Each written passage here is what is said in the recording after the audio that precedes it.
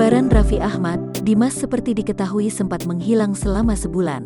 Kini, Dimas pun sudah kembali ke Andara, berkumpul lagi bersama Raffi Ahmad dan Nagita Slavina.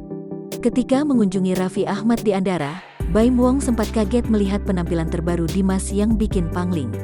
Menurutnya, Dimas makin makmur setelah sukses diangkat jadi artis oleh Raffi Ahmad. Hal itu terbukti ketika berat badan Dimas bertambah dan tak terlihat kurus seperti dulu. Tak hanya itu, penampilan Dimas yang makin glowing itu juga dipengaruhi karena kembaran Raffi Ahmad disebut sedang jatuh cinta. Sosok wanita yang diduga bikin Dimas jatuh hati tersebut adalah Annet.